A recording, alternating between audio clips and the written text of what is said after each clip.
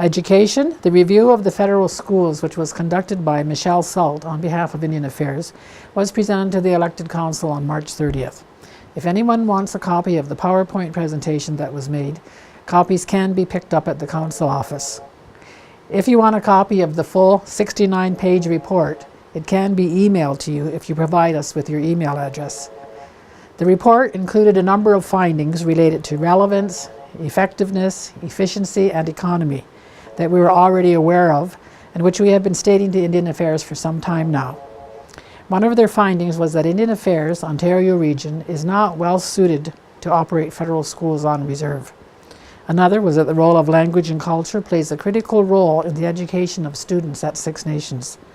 One other issue that we are currently trying to work with is that bullying and lateral violence is happening both inside and outside of the schools, and we all need to work on this as a community. Specific recommendations were not made by the consultant, as this exercise was merely a review of the schools. The review was done to examine the state of education in the federally operated schools at Six Nations. I should say that there are only 7 federal schools still run by Indian Affairs across the country. 5 of them are here in our community. One is in Cold Lake, Alberta, and one is in Tyendinaga. And the only thing Tyendinaga does not do is pay the teachers. One of the reasons that we have refused to take over community control of the schools up to this point is because Indian Affairs has not committed to us that they will provide the necessary financial resources for us to do so. And until they do that, it's going to be a struggle for us, and so that's something that we need to work on as a community. The Education Committee is going to be meeting to discuss next steps, and last October I had a meeting with the Minister of Indian Affairs in Ottawa, and at that time he said that we should present him with a proposal about community control of education. So we are discussing on how to move forward in that. If we want to do a proposal, how do we get it done? And we will keep the community informed as we move forward on these education issues. A couple of issues I want to reinforce, as was mentioned in our last update, because they are important issues that I want to keep repeating to the community. And one is that the mobile coach for cancer screening will be in our community on May 12th. I encourage everyone to get their annual screening done, especially if you have never been screened before. I think we all agree we are losing too many of our people to cancer, and I think we all need to work to promote screening.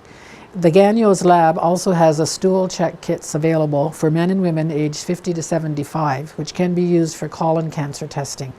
The results of the test will go to your doctors, or if you do not have a family doctor, the results can go to Dr. Andrea East, who is the Aboriginal Cancer Lead. You know, colon cancer is 30% of all cancers, and it is escalating amongst First Nations males. And early detection of cancer can help to, people to cope with it, or maybe even to help get them into remission. So please do your screenings. The other thing I want to repeat is a public campaign we are beginning with respect to what we can do about drug and alcohol abuse and bullying and suicides that we see in our community. We're going to start a public campaign by putting out advertisements and signs and handing out material to encourage all of our community members to support this initiative. Please watch for the information and do take part in this public campaign. This is our community, and I believe that we all need to work together to make it a safe place and a healthy place for us all to live in. If you see any information booths set up at the community events that are coming up, please stop by and get more information as to how you can help. We have established the Six Nations Development Corporation, and we have put out a call for applications for 3 different boards. One is an advisory board, one is a master trust board, and one is the board that will oversee the administrative part of the corporation. We are issuing a 3rd call because we didn't get enough members to sit on all these boards. We're looking for 5 members for each, so we're needing 15 people. So there's another call out, and that call will close on April 17th at 4 p.m. These boards will have the responsibility for overseeing the funding that we will be generating from the various projects we have entered into. They will also look at the distribution of those dollars for different community initiatives and events. So they will be responsible for all of our own source revenue. So if you are interested in taking part in this, please get your application in before April 17th. Another good news story is that Aecon Group Incorporated, I think people will know that Aecon is a large company that we often see their material and their equipment throughout Ontario doing different construction jobs. Well, Aecon Group and the Six Nations Elected Council through the Development Corporation are pleased to announce that we have entered into a joint venture agreement. There will be a signing ceremony held at the Council Chambers on Monday, April 13th at 9 a.m. to formally celebrate and recognize the completion of this joint venture agreement. Under the agreement, the joint venture will perform a broad range of utilities-related work, including clearing right-of-ways, completing restoration contracts, as well as conducting meter hazard avoidance and out-of-date meter programs.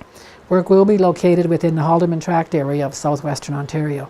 The initial plan is to hire 6 to 8 community members, and training is currently underway with some community members, and our staff has been working with GREAT to enlist community members for this training. Their work will commence within the next couple of weeks on a Union Gas meter hazard project.